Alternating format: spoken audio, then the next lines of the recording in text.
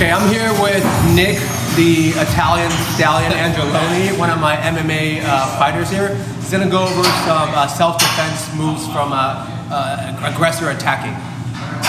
All right, so we're gonna cover three scenarios from an attacker from the front. Okay, so we'll deal with three basic moves that are gonna take out most chunks of what this person has the option of doing. So the first one's gonna basically be able to deal with any punch they're gonna throw at you. I don't really want to practice like I'm gonna slip or I'm gonna roll this hook, or I want to do a move that's gonna apply to all punches. Pretty much guaranteed if you get in an altercation, no one's gonna start off with like a punch in the stomach. That'd be weird. So they're gonna probably punch you in the head. So first thing I'm gonna do is change levels, because now whatever punch he throws, it missed. Okay? Then I want to get my ear to his chest. Actually, I did it on this side. So I'm gonna get my ear to his chest and then reach around his stomach here. All right. Now from here, it's pretty simple. I want to find the small of his back. I want to put the blade of my wrist into it. Then the other hand comes palm up, and I pull that into me.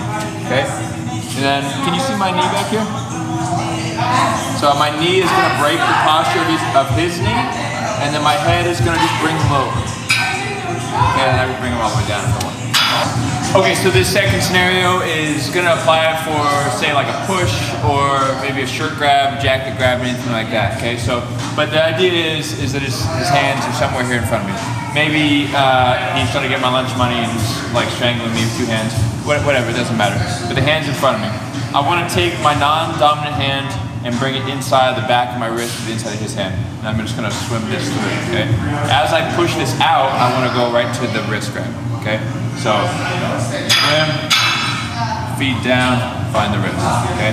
Now as I do that, my dominant hand comes through, it gets the underside of his elbow, I bring this past my hip, and I drag him past it.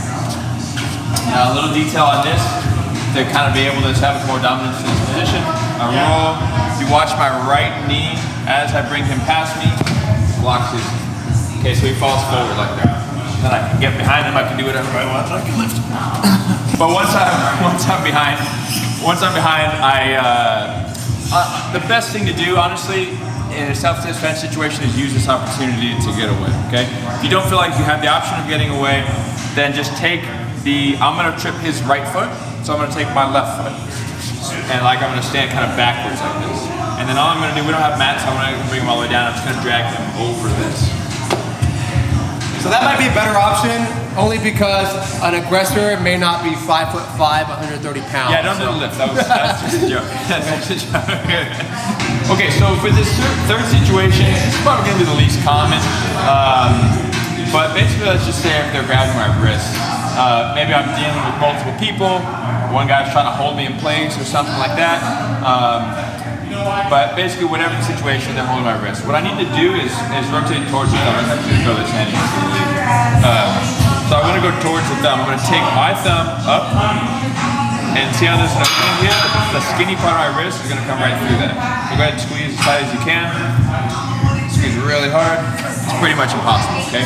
So I want to come over this, and then once I do, I can come back down and grab. And if I have the option to get away, then that's what I'm going to do. I'm going to use this, and I'm going to adjust whatever threat that he's keeping me from, or run away and leave, or I can grab and go back to that same technique. And then the hand comes inside, block his knee, boom, go behind. Okay, so now we're going to work on